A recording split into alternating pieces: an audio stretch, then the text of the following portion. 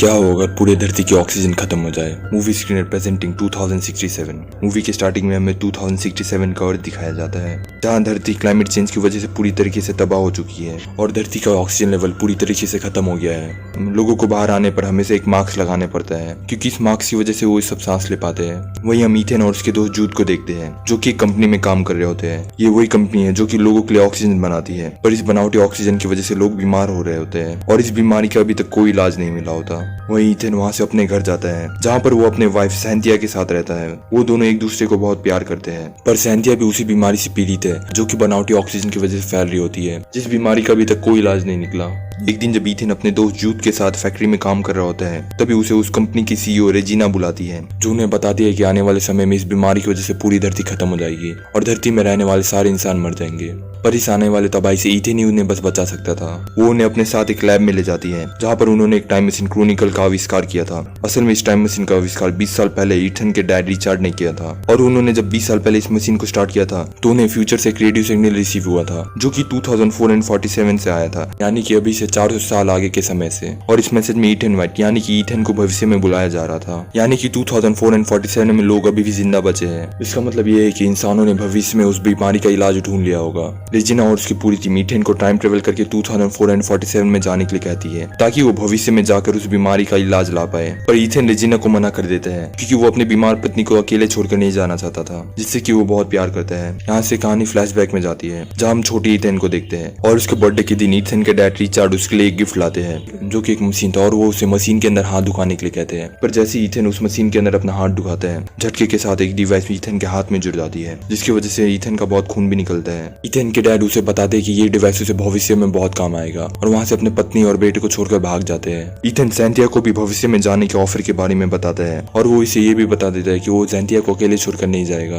पर सैंथिया भी जानती है कि ईथेन ही इस दुनिया की आखिरी उम्मीद है, और वही बस भविष्य में जाके उस बीमारी के इलाज को ला सकता है। इसलिए वो सैंथिया को भविष्य में जाने के लिए मना लेती है, ताकि वो इस बीमारी का इलाज ला पाए। रेजिना अपनी टीम के साथ ईथेन को एक सूट पहनाती है, जिससे पहनकर वो भविष्य में जाएगा। वो ईथेन को एक एआई कंप्यूटर डिवाइस RGB देते हैं, जो कि उसके भविष्य में मदद करेगा। ईथेन का दोस्त जूड उसे तसल्ली देता है कि वो उसके वापस आने तक उसकी पत्नी सैंथिया का ख्याल रखेगा। टाइम मशीन को स्टार्ट करके ईथेन को भविष्य में भेज दिया जाता है, और जब उसकी आंख खुलती है तो वो देखते है कि वो साल 2447 में पहुंच चुका है, और वो एक जंगल के बीच में होता है। ईथेन यहाँ पर आकर बहुत खुशी होता है, क्योंकि धरती वापस से हरी भरी हो चुकी है, और यहाँ पर बिना मास्क के भी सांस लिया जा सकता था। ईथेन अब अपने एआई कंप्यूटर आर्ची के साथ यहाँ पर फंस गया होता है, और आर्ची उसे रास्ता दिखाते हुए एक बंकर के पास ले जाती है, जिसके बाहर उसे एक हड्डियों का ढांचा मिलता है, जिसकी मौत सर पर गोली लगने की वजह से हुई थी। और उसे उस डेड बॉडी के नेम प्लेट से पता चलता है कि ये ईथेन की यानी कि उसकी खुद के हड्डियों का ढांचा है, मतलब कि ईथेन की मौत भविष्य में गोली लगने की वजह से होने वाली है। और इस बात से वो बहुत परेशान हो जाता है। उसे अपने भविष्य के डेड बॉडी में भी एक हाथ का डिवाइस और एआई कंप्यूटर आर्ची मिलता है, और उसे आर्ची की लास्ट रिकॉर्डिंग को सुनने पर उसे उस आदमी की आवाज सुनाई देती है, जिसने कि ईथेन के सर पर गोली मारा था। ईथेन अंदर जाने की कोशिश करता है, पर वो दरवाजा नहीं खुलता, इसलिए वो बाहर में आग जला के बैठ जाता है। ईथेन को बहुत भूख लगी हुई होती है, इसलिए वो कुछ जंगली बेरीज खा लेता है, पर वो बेरीज जहरीली होती है, जिसकी वजह से उसे उल्टी होने लगती है, और वो जल्द ही मरने वाला होता है। पर तभी उसका दोस्त जूड भी पास से आकर उसे बचा लेता है। असल में ईथेन की सारे बॉडी की इन्फॉर्मेशन उनके पास पहुंच रही होती है, जिससे उन्हें पता चल गया था कि ईथेन खतरे में है। इसलिए रेजिना ने जूड को फ्यूचर में भेजा था ईथेन की मदद करने के लिए। ईथेन जूड को भी अपने भविष्य के मरे हुए रूप को दिखाता है, पर जूड को भरोसा नहीं होता कि ये सच में ईथेन की डेड बॉडी है। एआई डिवाइस उन्हें दिशा दिखाकर एक दूसरे बंकर की तरफ ले जाते हैं, और तभी उस दरवाजे से एक स्कैनर निकल के ईथेन को स्कैन करते हैं, और स्कैन करने के बाद वो उस दरवाजे को खोल देते हैं। वो दोनों उस दरवाजे के अंदर चले जाते हैं, और अंदर जाने पर उन्हें पता चलता है कि ये वही लैब है जहाँ से वो सब टाइम ट्रेवल करके भविष्य में आए हैं। अंदर जाते ईथेन के हाथ के डिवाइस ग्रीन हो जाता है, और टाइम मशीन जो कि बंद पड़ी थी वो अपने आप ही चालू हो जाती है। टाइम मशीन अब 4 घंटे में वापस से एक्टिव हो जाएगी। उन्हें वहाँ पे रिचर्ड यानी कि ईथेन के डैड की रिकॉर्डेड वीडियो मिलती है, जिससे उन्हें पता चलता है कि इस टाइम मशीन का आविष्कार फ्यूचर में जाकर उस बीमारी का इलाज ढूंढने के लिए किया गया था। पर जब वो उस टाइम मशीन को स्टार्ट करते हैं, तभी फ्यूचर से एक मैसेज आता है, जिसमें लिखा होता है सेंट ईथेन वाइट, यानी कि रिचर्ड के बेटे ईथेन को फ्यूचर से कोई बुला रहा होता है। पर फ्यूचर में पावर फेलियर होने के कारण टाइम मशीन वापस से बंद हो जाती है। वही 2447 में भी पावर फेलियर होने की वजह से एक न्यूक्लियर धमाका होने वाला होता है, और इस धमाके को रोकने के लिए उन्हें न्यूक्लियर कोर में जाकर कोर को ऑफ करना होगा, जो कि नीचे शहर के बीच में होती है। इसलिए ईथेन और जूड न्यूक्लियर कोर को ऑफ करने के लिए वहां से निकल जाते हैं। आगे जाकर उन्हें वापस से अपने भविष्य का शहर दिखता है, जो कि पूरी तरीके से तबाह हो गया था। उस शहर के सारे लोगों की ऑक्सीजन की कमी की वजह वजह से मौत हो गई होती है। इथन वहाँ से अपने पुराने वाले घर में भी पहुंचता है, जहाँ पर उसे अपने वाइफ सैंथिया की हड्डियों का ढांचा मिलता है, जिससे उसे पता चल जाता है कि उसके वाइफ की भी मौत हो जाएगी उस बीमारी की वजह से, और उसे इस बात से बहुत दुख होता है। वहीं हमें वापस से पास में दिखाया जाता है कि जब इथन के डैड उन्हें छोड़ के भाग जाते हैं तो इथन की मॉम भी इथन को लेकर घर से निकल जाती है, लेकिन एक आदमी पीछे से आकर उसके मम्मी को गोली से मार देता है। इस हादसे में इथन का मार्क्स भी गिर गया होता है, जिसकी वजह से इथन सांस नहीं ले पा रहा होता। पर तभी जूड, जो कि उसका दोस्त है, वो उसे अपना मार्क्स देकर बचा लेता है। इथन जब भविष्य की अपने AI डिवाइस की लास्ट रिकॉर्डिंग सुनता है तो उसे लास्ट रिकॉर्डिंग में जूड की आवाज सुनाई देती है, जिससे इथन को पता चल जाता है कि आखिरी समय में जिससे उसे गोली मारी थी वो कोई और नहीं बल्कि उसका दोस्त जूड था। जूड ने पास से अपने साथ बंदूक भी लाया था, जिसकी वजह से इथन का शक और बढ़ जाता है कि आगे चल के जूड उसे गोली मार देगा, और जूड उसे समझाता है कि वो ऐसा नहीं करने वाला और वो गन बस अपनी हिफाजत के लिए लाया था।